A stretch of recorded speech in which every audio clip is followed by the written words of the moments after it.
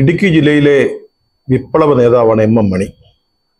അദ്ദേഹത്തിൻ്റെ ഒരു ലേറ്റസ്റ്റ് തെറിപ്പൂരം കേട്ടപ്പോഴാണ് മുഖ്യമന്ത്രിയുടെ ഒരു മുഖാമുഖ സദസ്സിൽ ഉണ്ടായ ഒരു സംഭവം ഓർമ്മ വന്നത്.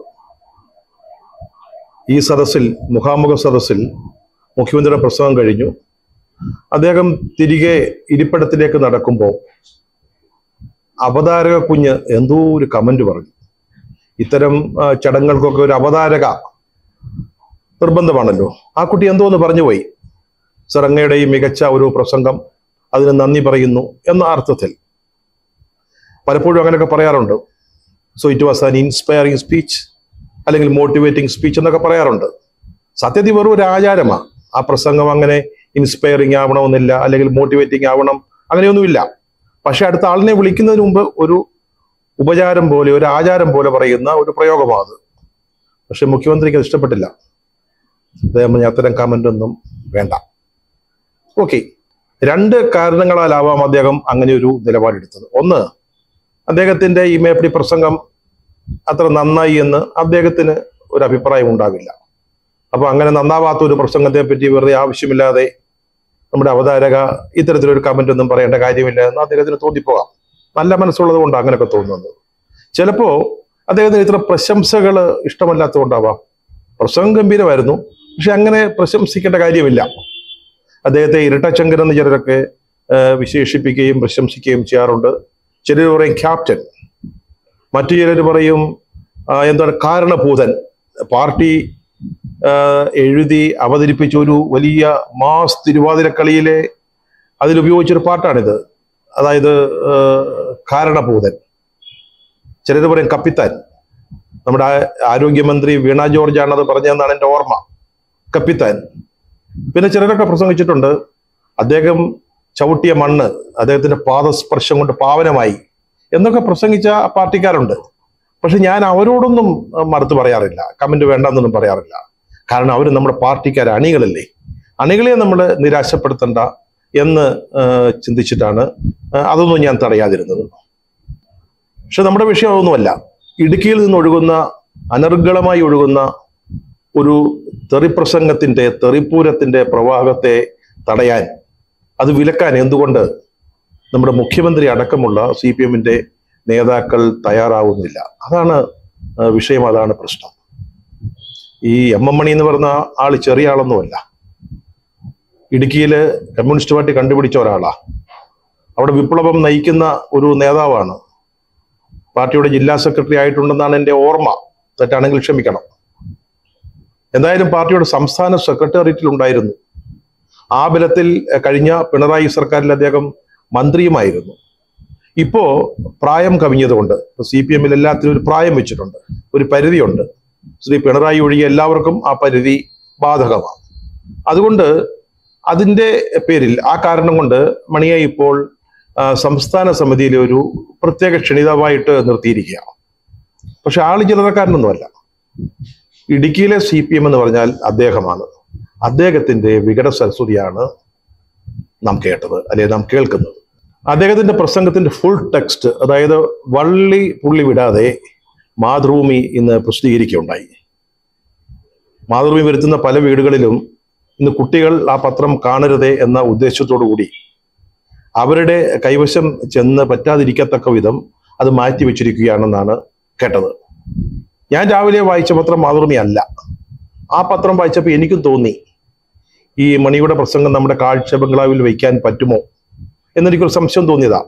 അവര് പറയുന്നത് ഈ അർത്ഥം വരുന്ന ഒരു വാക്ക് ഉപയോഗിച്ചു, അല്ലെങ്കിൽ അർത്ഥം വെച്ചു ചിരിച്ചു, അർത്ഥം വെച്ച് എന്തൊക്കെയോ പറഞ്ഞു എന്നൊക്കെയാണ് ആ പത്രം ആ പ്രസംഗത്തെ വിവരിച്ചിരിക്കുന്നത്. ആ യഥാർത്ഥ വാക്കുകളിലേക്ക് കടക്കാൻ മലയാള മനോരമ, അതാണ് ഞാൻ ആദ്യം വായിച്ച ആ പത്രം, തയ്യാറായിട്ടില്ല. അതിന് വേറെ ആലങ്കാരികമായ ചില ശീർഷകങ്ങളോ കൊടുത്ത് അതിനെ പൊതിഞ്ഞ് അവതരിപ്പിച്ചിരിക്കുക. മാതൃഭൂമി അത്രയും പൊതിച്ചുകൾക്കൊന്നും പോയില്ല. മണി എന്തു പറഞ്ഞോ അത് വളരെ കൃത്യമായിട്ട് ജനങ്ങളുടെ മുമ്പിൽ അവതരിപ്പിച്ചു. അങ്ങനെയാ വേണ്ടത്. നമ്മുടെ നേതാക്കൾ എങ്ങനെയൊക്കെയാ പ്രസംഗിക്കുന്നത്, അവരുടെ നാവ് ഏത് തരത്തിലുള്ളതാണ്, അവരുടെ മനസ്സിലിരിപ്പാണല്ലോ പുറത്തേക്ക് വരുന്നത്, അത് ഏത് പ്രകാരമുള്ളതാണ് എന്നൊക്കെ ജനങ്ങൾ അറിയട്ടെ. ജനങ്ങളെ അറിയിക്കാൻ വേണ്ടിയാണല്ലോ പത്രം. അപ്പം മാതൃഭൂമി ചെയ്തതാണ് നല്ല കാര്യം. അപ്പം മാതൃഭൂമി വായിച്ചതോടെ എൻ്റെ കൺഫ്യൂഷൻ പോയി. ഇത് വേണമെങ്കിൽ കാഴ്ചബംഗ്ലാവിൽ വയ്ക്കാം എന്നെനിക്കൊരു ആത്മവിശ്വാസം വന്നു. എന്നാലും ഞാനത് ചോദിക്കുക, വായിച്ചോട്ടെ, പ്രശ്നമില്ലല്ലോ. ഏതായാലും ഞാൻ വായിക്കുക. പ്രസംഗത്തിന് 2 ഭാഗങ്ങളുണ്ട് കേട്ടോ, അത് ശ്രദ്ധിച്ചോണം. ഇപ്പോഴേ പൗഡറൊക്കെ പൂശി ഒരു ഫോട്ടോയും വെച്ചിട്ടുണ്ട്. ഡീൻ ചത്തതിനൊക്കുമോ ജീവിച്ചിരിക്കലും. ശബ്ദിച്ചിട്ടുണ്ടോ ഈ കേരളത്തിന് വേണ്ടി? എന്തു ചെയ്യാം, ചുമ്മാതെ വന്നിരിക്കുക. പൗഡർ പൂശി ബ്യൂട്ടി പാർലറിൽ കയറി വെള്ളം പൂശിയിട്ട് പടമെടുക്കും. ജനങ്ങളോടൊപ്പം നിൽക്കാതെ. ഷണ്ണൻ അല്ലേ? ഷണ്ണന്മാരെ ഏൽപ്പിച്ചു. വോട്ട് ചെയ്തവർ അനുഭവിച്ചു. ഇതാണ് 1-ാം ഭാഗം. UDF സ്ഥാനാർത്ഥിയായി മത്സരിക്കുന്ന ചെറുപ്പക്കാരനായ ഡീൻ കുര്യാക്കോസിനെ പറ്റി MM മണി പറഞ്ഞ വാക്കുകളാണ്, അദ്ദേഹത്തിന്റെ പദപ്രയോഗങ്ങളാണ് നമ്മൾ കേട്ടത്. എതിർ സ്ഥാനാർത്ഥിയെ പറ്റി CPM-ന്റെ സമുന്നത നേതാവ് ഉപയോഗിച്ച വിശേഷണ പദങ്ങൾ. രണ്ടാമത് ഒലത്തുന്നതിനെ കുറിച്ച്, അതാണ് 2-ാം ഭാഗം. അത് വായിച്ചപ്പോൾ ഞാനൊരു കഥ ഓർത്തുപോയി. രാവിലെ ഒരു പെണ്ണുപിള്ള കെട്ടിയവനോട് പറഞ്ഞു, 1 കിലോ പോത്ത് വാങ്ങിക്കണമെന്ന് പറഞ്ഞു. പൈക്ക് സംശയം, ഇന്നലെ ഇവിടെ കോഴി വാങ്ങിച്ചതാ, പിന്നെ എന്തിനാ ഇന്ന് പോത്ത്? അപ്പൊ ചോദിച്ചു, എന്തിനാ പോത്ത്? ഒലത്താനാന്ന് പറഞ്ഞു. കെട്ടിയവനൊരു ഒറ്റ പിട കൊടുത്തു, പെണ്ണുപിള്ളയുടെ ചെകിട്ടത്തിട്ട്. അവർക്ക് കാര്യം മനസ്സിലായില്ല. അവര് പറഞ്ഞു, ഞാൻ ബീഫ് ഒലത്തുന്ന കാര്യമാണ് പറഞ്ഞത്, പിന്നെ എന്തിനാ എന്നെ തല്ലുന്നേ? അപ്പോഴാണ് കെട്ടിയവന് കാര്യം മനസ്സിലായത്. ഇവിടെ കെട്ടിയവള് മനസ്സിൽ കണ്ടതും കെട്ടിയവൻ മനസ്സിലാക്കിയതും രണ്ടും രണ്ടാ. 2 ഒലത്താ, പക്ഷെ രണ്ടും രണ്ടാ. ഈ 2ാമത്തെ ഒലത്തുണ്ടല്ലോ, അത് തല്ലുകൊള്ളിത്തരവാ, ചിലപ്പോൾ അടി കിട്ടും. അതാണ് മണി, MM മണി എന്ന CPM നേതാവ് പറഞ്ഞത്. ആ ഭാഗം കൂടെ വായിക്കുക. ഇനിയും വന്നിരിക്കുക, ഞാനിപ്പോൾ ഉണ്ടാക്കാം, ഒലത്താം എന്ന് പറഞ്ഞോണ്ട്. നന്നായി ഒലത്തിക്കോളും, നന്നാക്കും. ഇപ്പോൾ കെട്ടിവച്ച കാശ് കൊടുക്കാൻ പാടില്ല. ഇതിനു മുമ്പ് PJ കുര്യന് വേറെ പണിയായിരുന്നു. പെണ്ണുപിടി, എന്തെല്ലാം കേസാണ് ഉണ്ടായത്. അതെല്ലാം നമ്മൾ മറന്നോ? വയ്യാവലി 5 വർഷം കയറി പിടിച്ചു, എങ്ങും കൊള്ളാത്ത പരുവവുമായി. ഇനി ഈ വയ്യാവേലി ചുമക്കാനുള്ള വിധിയാണോ ഇടുക്കിക്കാർക്കുള്ളത്? അദ്ദേഹം ഇവിടെ യാതൊരു ആവശ്യവുമില്ലാതെ നേരത്തെ അവിടെ മത്സരിച്ച് ജയിച്ചിട്ടുള്ള PJ കുര്യനെ ഈ ചിത്രത്തിലേക്ക് കൊണ്ടുവരിക. അദ്ദേഹത്തിനെതിരായിട്ട് ഏതെങ്കിലും സ്ത്രീപീഡന കേസ് ഒന്നും തെളിഞ്ഞിട്ടില്ല, കോടതി എന്തെങ്കിലും പറഞ്ഞിട്ടില്ല, അദ്ദേഹത്തെ കുറ്റക്കാരനാക്കിയിട്ടില്ല. അതിനുശേഷം അദ്ദേഹം രാജ്യസഭയുടെ ഉപാധ്യക്ഷൻ വരെയായി. ആ അദ്ദേഹത്തെ കുറിച്ചാണ് വീണ്ടും പറയുന്നത്. ഈ പ്രയോഗമുണ്ടല്ലോ, മടിയോടുകൂടി ഞാൻ പറയും, പെണ്ണുപിടി എന്ന് പറയുന്ന പ്രയോഗം അദ്ദേഹത്തിന് വളരെ ഇഷ്ടപ്പെട്ട ഒരു പ്രയോഗമാണ്. കുറച്ചു കാലം മുമ്പ് ഇടുക്കിയില് സ്ത്രീകളുടെ ഒരു പ്രസ്ഥാനം ഉയർന്നു വന്നു. പെമ്പിള്ളை ഒരുമ എന്നായിരുന്നു അതിന്റെ പേര്. അത് വലുതായിട്ടൊന്നും മുന്നോട്ട് പോയില്ല. പക്ഷേ ഒരു പുതിയ തുടക്കം കുറിക്കാൻ അവർക്ക് കഴിഞ്ഞിരുന്നു. സ്ത്രീകളുടെ അല്ലെങ്കിൽ അവിടുത്തെ തൊഴിലാളികളുടെ പരിഹരിക്കപ്പെടാത്ത പ്രശ്നങ്ങൾ ഉയർത്തിപ്പിടിച്ചുകൊണ്ട് അതിനുവേണ്ടി പോരാട്ടം നടത്തിയ ഒരു സംഘടനയായിരുന്നു ഇത്. CPM അടക്കമുള്ള രാഷ്ട്രീയ പാർട്ടിക്കാർക്ക് ഇഷ്ടപ്പെട്ടില്ല. ചേട്ടാ, ഞങ്ങളിവിടെ നാട്ടിലെ പ്രശ്നങ്ങൾ മുഴുവൻ പരിഹരിക്കാനുള്ള ഈ പെണ്ണുങ്ങളുടെ സംഘടന എന്തിനാ? പെൺപിളെ ഒരുമൈ, അതിനെ അങ്ങനെ വിടാൻ പാടില്ലല്ലോ. അന്ന് ഈ MM മണി ഇത്തരത്തിലുള്ള ചില പ്രയോഗങ്ങൾ നടത്തിയതാ. അവര് സത്യാഗ്രഹം ഇരിക്കുമ്പോൾ സത്യാഗ്രഹ പന്തലിന്റെ പിന്നിൽ എന്തൊക്കെയോ സംഭവിച്ചിരുന്നു എന്നൊക്കെ അദ്ദേഹം പറഞ്ഞതാ. പിന്നൊരിക്കൽ അദ്ദേഹം നിയമസഭയിലെ തിരുവഞ്ചൂർ രാധാകൃഷ്ണനെ കയറി ഒന്ന് പിടിച്ചു. തിരുവഞ്ചൂർ രാധാകൃഷ്ണൻ അല്പം കറുത്തിട്ടാ. അങ്ങനെയൊക്കെ പറഞ്ഞത് പൊളിറ്റിക്കലി ഇൻകറക്റ്റ് ആണെന്ന് എനിക്കറിയാം. പക്ഷേ അന്ന് അദ്ദേഹം മന്ത്രി ആണെന്ന് എൻ്റെ ഓർമ്മ. ഈ തിരുവഞ്ചൂറിനെ ഈ നിറത്തിന്റെ പേരിലൊന്ന് പിടിച്ചു. തിരുവഞ്ചൂർ വിടുവോ? തിരുവഞ്ചൂർ അത്ര കണ്ടതാ. അദ്ദേഹം ഇതേ നാണയത്തിൽ നിറത്തിന്റെ കാര്യം തന്നെ എടുത്തിട്ട് മണിയെ അങ്ങ് നിശബ്ദനാക്കി. മണിയെക്കുറിച്ച് ഇത്തരം വേറെയും കഥകളുണ്ട്. 1, 2, 3 പ്രസംഗം അങ്ങനെ ഒന്നാ. ഒരു പൊതുയോഗത്തിൽ അദ്ദേഹം പ്രസംഗിക്കുകയായിരുന്നു. അദ്ദേഹം പറഞ്ഞു 1, 2, 3, 4 എന്ന കണക്കിൽ ഞങ്ങൾ കുറെ കോൺഗ്രസ് നേതാക്കളെ അങ്ങ് തട്ടി വെടിവെച്ച് അങ്ങ് കൊന്നു. അത് കേസൊക്കെ ആയി, പക്ഷേ വളരെ മുമ്പ് നടന്ന കാര്യമായതുകൊണ്ട് ശിക്ഷയൊന്നും ഉണ്ടായില്ല. അങ്ങനെ പല പല കഥകൾ. അതിനെ തുടർന്നാണ് ഈ പെൺപിളെ ഒരുമൈ, തിരുവഞ്ചൂർ രാധാകൃഷ്ണൻ മുതലായ കാര്യങ്ങളൊക്കെ ഉണ്ടാകുന്നത്. മറ്റും പല കഥകളും അദ്ദേഹത്തെ പറ്റി പറയാനുണ്ട്. പക്ഷേ മണിയെ പോലുള്ള ഇത്തരം പ്രസംഗങ്ങൾ നടത്തുമ്പോൾ ഇത് വാമൊഴി വഴക്കത്തിന്റെ ഒരു പ്രശ്നമാണ്.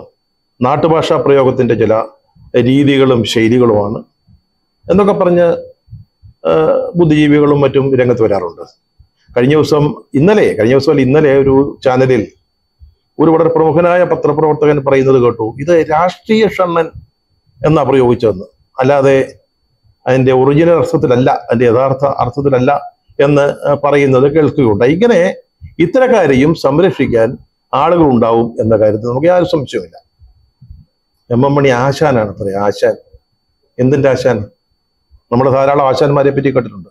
നിലത്തെഴുത്ത ആശാൻ മുതൽ മുകളിലോട്ട് CPIയിലെ പല നേതാക്കളെയും ആശാൻ എന്ന് വിളിക്കുമായിരുന്നു. KV സുരേന്ദ്രനാഥ് ആശാനായിരുന്നു. വെളിയം ഭാർഗവൻ ആശാനായിരുന്നു. ഈ ആശാൻ എന്നൊക്കെ പറഞ്ഞതേ സ്നേഹവും ബഹുമാനവും കൊണ്ട് വിളിക്കുന്നതാണ്. അതിന് അർഹത ഉള്ളതുകൊണ്ട് നമ്മൾ അവരെ അങ്ങനെ വിളിക്കുന്നതാണ്. ഗോപി ആശാൻ കഴിഞ്ഞ ദിവസം അദ്ദേഹം വാർത്തകളിലൊക്കെ പ്രത്യക്ഷപ്പെട്ടതുകൊണ്ട് ഓർക്കുക. ഗോപി ആശാൻ എന്ന് പറഞ്ഞാൽ കഥകളിയുടെ ഒരു ഫൈനൽ വേടാ. അതിന്റെ ആശാൻ അദ്ദേഹം. കഴിഞ്ഞ ദിവസം ഉണ്ടായ കഥ, നമ്മുടെ തൃശ്ശൂരിൽ BJP സ്ഥാനാർത്ഥിയായിട്ട് മത്സരിക്കുന്ന നമ്മുടെ സുരേഷ് ഗോപി അണ്ണന്റെ ഒരു ശിങ്കടി, ഒരു സിൽബന്തി, ഒരർത്ത് ഇദ്ദേഹത്തിന്റെ വീട്ടിലേക്ക് വിളിച്ചിട്ട് പറഞ്ഞു, സുരേഷ് ഗോപി അണ്ണന് ഗോപി ആശാന്റെ വീട്ടിൽ ഒന്ന് അദ്ദേഹത്തെ ഒന്ന് കണ്ടാൽ കൊള്ളാവുന്നുണ്ട്. ഗോപി ആശാൻ പറഞ്ഞത് വേണ്ട, അവരുടെ കുടുംബക്കാരും പറഞ്ഞത് വേണ്ട. കാരണം അദ്ദേഹം ഉറച്ച ഇടതുപക്ഷ അനുഭാവിയ. ഇനി ഇവിടെ വന്ന് സുരേഷ് ഗോപി അദ്ദേഹത്തിന്റെ തോളെ കൈയിട്ട് ചിലപ്പോൾ ഒരു പൊന്നാടയൊക്കെ പുറപ്പിച്ച് ഒരു ചിത്രമെടുത്ത് അത് പ്രചരിപ്പിക്കുക, അതുവഴി ഗോപി ആശാന്റെ അനുഗ്രഹം തനിക്കുണ്ടെന്ന് വരുത്തുക. വേണ്ടാന്ന് പറഞ്ഞപ്പം വിളിച്ച ശിൽബന്തി പറഞ്ഞു, നമുക്കൊരു പത്മഭൂഷണൊക്കെ വേണ്ടേ, കിട്ടണ്ടേ? ആശാന് പത്മശ്രീ കിട്ടിയതാ, അത് BJPയുടെ ഓശാരമൊന്നും ഇല്ലാതെ കിട്ടിയതാ. ഇനി ഒരു പത്മഭൂഷൺ വേണ്ടേ? അതിന് ഞങ്ങൾ സഹായിക്കാം, BJP സഹായിക്കാം, സുരേഷ് ഗോപി സഹായിക്കാം എന്ന് പറഞ്ഞ ഒരു കഥ ഞാൻ ഇതിനിടയ്ക്ക് ഓർക്കുക. അങ്ങനെ ഗോപി ആശാനെ എപ്പോഴും നിരവധി ആശാന്മാരുണ്ട്. ഇതെന്താ ആശാന? തെറി ആശാൻ, അല്ല ഇദ്ദേഹത്തെ എന്താ പറയാ? ആശാൻ എന്നൊക്കെ പറയുമ്പോൾ ആളുകൾക്ക് എന്തെങ്കിലും കോൺട്രിബ്യൂട്ട് ചെയ്യുന്ന ഒരാളായിരിക്കണം. ഇദ്ദേഹം എവിടെയെങ്കിലും പഠിച്ചിട്ടുണ്ടോ പഠിപ്പിച്ചിട്ടുണ്ടോ എന്നൊന്നും എനിക്കറിഞ്ഞുകൂടാ. പിന്നെ എങ്ങനെയാണ് ഈ ആശാൻ വന്നത് എന്ന് മനസ്സിലാവുന്നില്ല. ഇത്തരക്കാരെ ആശാൻ എന്ന് വിളിക്കുന്നത് ആ പദത്തിന് തന്നെ നാണക്കേടാണ് എന്ന കാര്യത്തിൽ സംശയമില്ല. നമ്മൾ ഈ കേട്ടതൊരു CPM നേതാവിന്റെ, വിപ്ലവ നേതാവിന്റെ വായിൽ നിന്ന് വന്ന വികട സരസ്വതിയുടെ ഒരു സാമ്പിളാ. എത്ര ദുർഗന്ധം വമിക്കുന്നതാണ്. അദ്ദേഹം ഉൾക്കൊള്ളുന്ന പാർട്ടിയുടെ നേതാക്കളോട് ചോദിക്കാനുള്ളത്, ഇതാണോ നിങ്ങളുടെ ശൈലി? നിങ്ങളുടെ ശൈലി ഇതല്ലാന്ന് എനിക്കറിയാം. എത്രയോ പ്രഗത്ഭരായ പ്രഭാഷകർ, പ്രാസംഗികർ ഉണ്ടായിരുന്ന ഒരു പാർട്ടിയാ EMSന്റെ പ്രസംഗം. വീക്കൊണ്ടെങ്കിലും എത്ര അർത്ഥസമ്പുഷ്ടമായ ഒരു പ്രസംഗം. നായനാര് നർമ്മം കൊണ്ട് നമ്മളെ ചിരിപ്പിക്കും. AKG വളരെ ലളിതമായ ഭാഷയിൽ അദ്ദേഹം ജനങ്ങളുമായിട്ട് സംവദിക്കുന്നു. പിന്നെ തൊട്ട് മുമ്പത്തെ തലമുറയിലേക്കുള്ള വൈക്കം വിശ്വനെ പോലെയുള്ള ആളുകൾ, ഞാൻ അദ്ദേഹത്തിന്റെ പ്രസംഗം കേൾക്കാൻ അടിയന്തരാവസ്ഥയ്ക്ക് ശേഷം കാശ് കൊടുത്ത് ബസ് കയറി പോയിട്ടുണ്ട് വൈക്കം വിശ്വന്റെ പ്രസംഗം കേൾക്കാൻ. അദ്ദേഹം ഇടതുപക്ഷ മുന്നണി കൺവീനർ ആയിരുന്നപ്പോഴത്തെ ഒരു തടുപ്പൻ വിശ്വനായിരുന്നില്ല, അന്ന് തീപ്പൊരിയായിരുന്നു. TK ഹംസ, അദ്ദേഹം പണ്ട് കോൺഗ്രസ് ആയിരുന്നു, പിന്നീടാണ് CPMലേക്ക് പോയത്. എത്ര മനോഹരമായ പ്രസംഗമാണ്. അതിൻ്റെയൊക്കെ തുടർച്ചക്കാരനായിട്ട് നമ്മുടെ MM മണി നിൽക്കുന്നത്. ഇത് പാർട്ടിക്ക് വളരെ മോശമാണെന്ന് നേതാക്കളെങ്കിലും മനസ്സിലാക്കണം. ഈ അവതാരക കുഞ്ഞുങ്ങളെ ഇവരെ തടയാൻ തയ്യാറാവുന്ന നേതൃത്വം ഇത്തരത്തിലുള്ള പ്രസംഗങ്ങളെ തടയണം. അല്ലെങ്കിൽ ജനങ്ങൾ ധരിക്കുക ഇത് ചിലരെ കയറൂരി വിട്ടിരിക്കുകയാണ് രാഷ്ട്രീയ എതിരാളികളെ കൈകാര്യം ചെയ്യുന്നതിന്. ആണോ? അങ്ങനെയാണോ? അങ്ങനെ വല്ല അജണ്ടയും ഉണ്ടോ? തെരഞ്ഞെടുപ്പാകുമ്പോൾ നമുക്ക് അങ്ങനെയൊക്കെ സംശയിക്കാം.